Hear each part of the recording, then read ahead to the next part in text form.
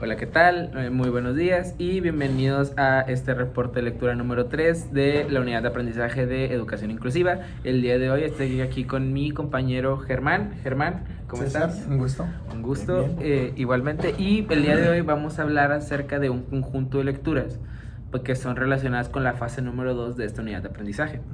La primera de ellas es la educación inclusiva, un análisis y reflexión de la educación superior ecuatoriana, el cual nos habla básicamente de la historia que ha sufrido el término educación inclusiva en ese país, en Ecuador, y cómo es, y nos explican cómo es que en muchos de esos países este término de educación inclusiva ya tiene muchos años, mientras que en el Ecuador es un término que es considerado muy reciente, es un término que no tendrá desde los 70 que fue implementado, entonces no tiene tanta historia, no tienen mucha búsqueda de incluir o de generar esa educación inclusiva. Yo creo que es más como el caso de que es un país latinoamericano. A ver, estamos de acuerdo en que la educación es algo constante, algo que está en constante movimiento, algo que no es estático, algo que se vive moviendo, y por ende la educación siempre va adaptándose a las necesidades de la sociedad. Y como sabemos, todavía viviendo en Latinoamérica o estando en un país latinoamericano, vas aún más atrás que países como lo pueden ser Escocia, que tienen sistemas educativos muy completos, o incluso Estados Unidos, ¿verdad? Que no es su fuerte la educación, pero van un poquito más a la par que países sus homónimos, ¿verdad? De su tamaño, vaya, económicamente hablando. Exactamente, pero en este artículo, comparándolo con otras educaciones de América Latina, como lo puede ser México, como lo puede ser Chile, lo puede ser Brasil, la educación inclusiva que busca Ecuador está muy atrasada a comparación de estos países.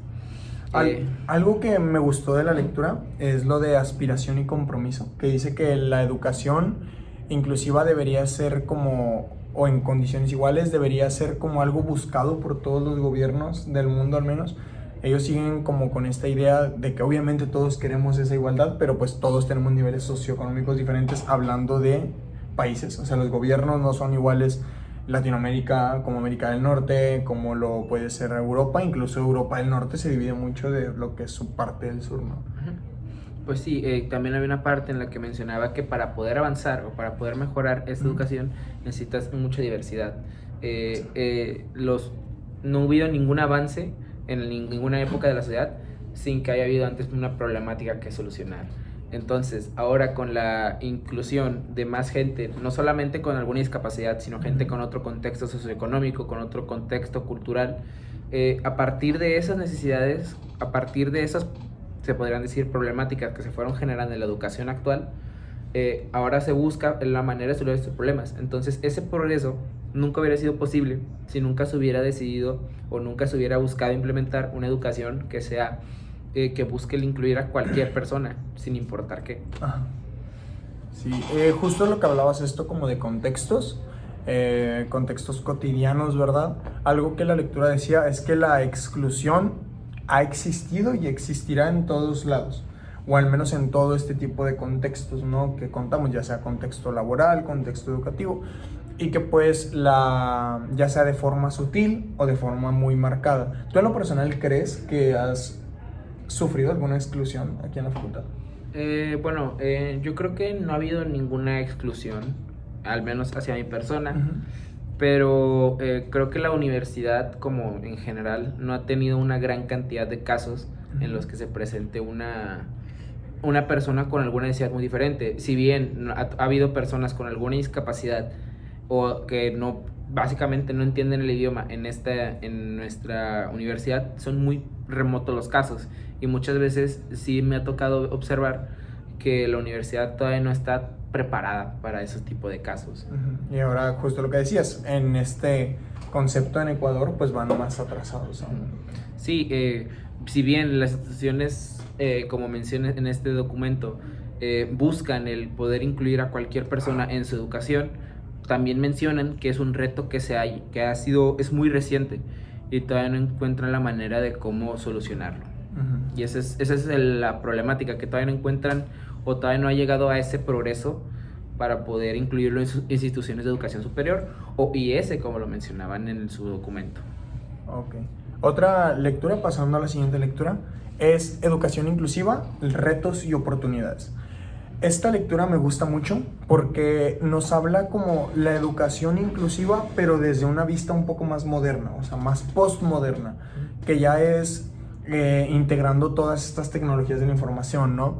De cómo lo pueden ser el mismo internet, la misma conexión, el celular, que todos traemos celular hacia todos lados.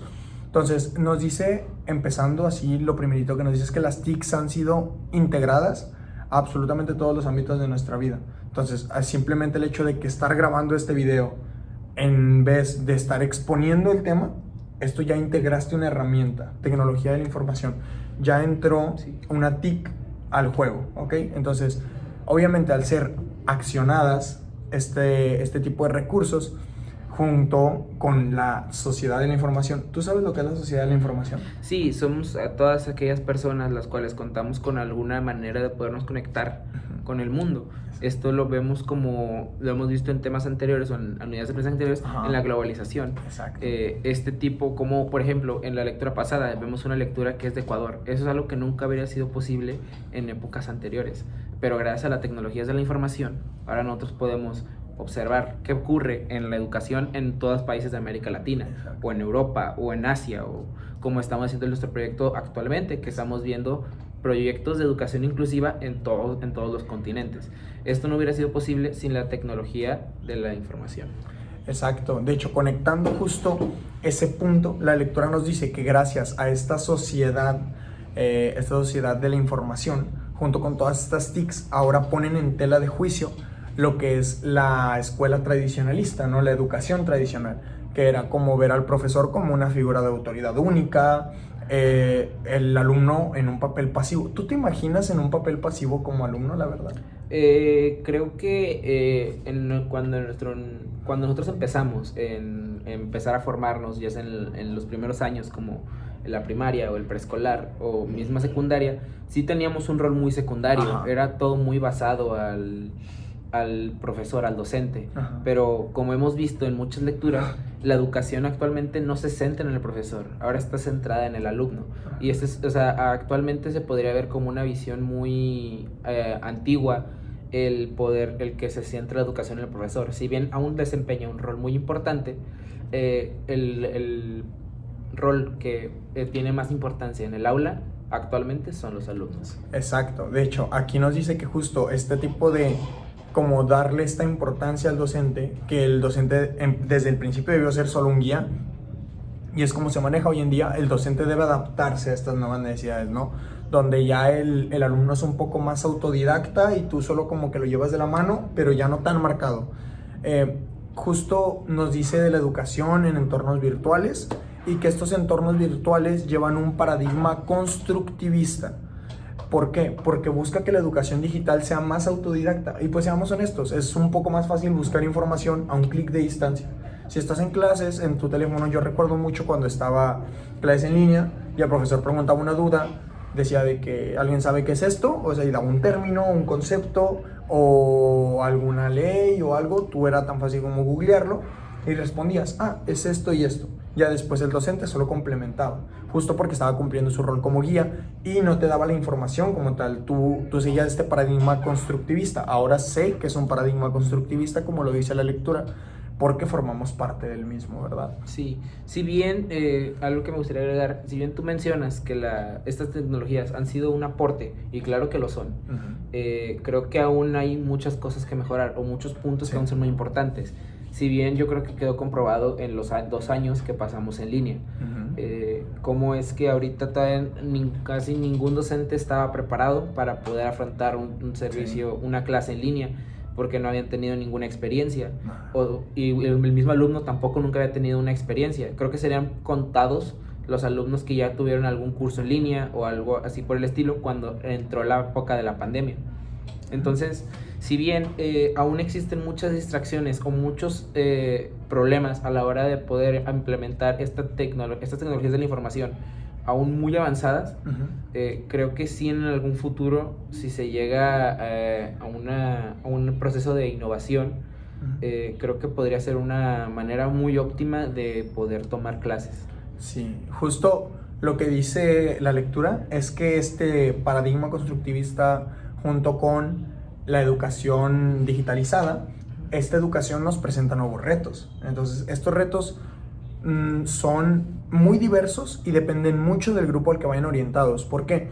Porque justo esta educación a distancia, esta educación universal, porque es realmente lo que se busca, un panorama universal, incluye a grupos vulnerables y marginados, los cuales pueden ser problemas muy como cotidianos de la sociedad, hasta problemas que uno no se imagina, ¿no? Entonces, tú no te imaginas ni te ves subiendo para ir a una aula física, cruzando un río o caminando un puente. Ahora sabemos que esas cosas pasan.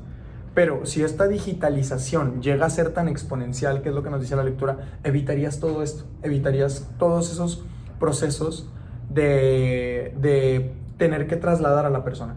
Justo el trasladar a la persona en la lectura nos dice que este diseño universal quiere formar parte del entorno cotidiano, debido a que nos dice que la discapacidad está en el entorno, va implícita en el entorno, ya es parte del entorno. Desde que el entorno existe, la discapacidad existe.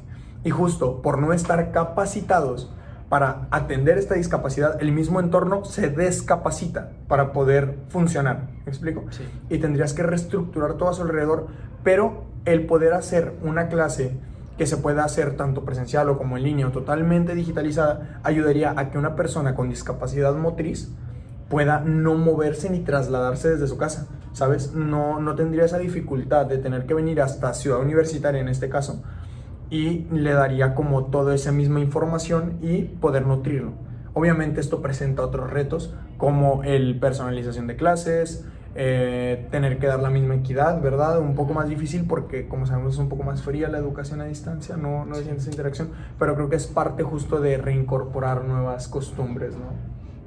Sí, esto es un reto que es necesario el poder, si bien va a ser una gran innovación en el futuro, Sí. Actualmente aún no está totalmente desarrollada. Está muy en pañales, en mi Están muy opinión, en pañales. la verdad. Sí. Y bueno, ya con esto terminamos la explicación de estos reportes de lectura. Esperamos que les haya gustado y muchísimas gracias. Que pasen muy bonita tarde. Lindo día, bye.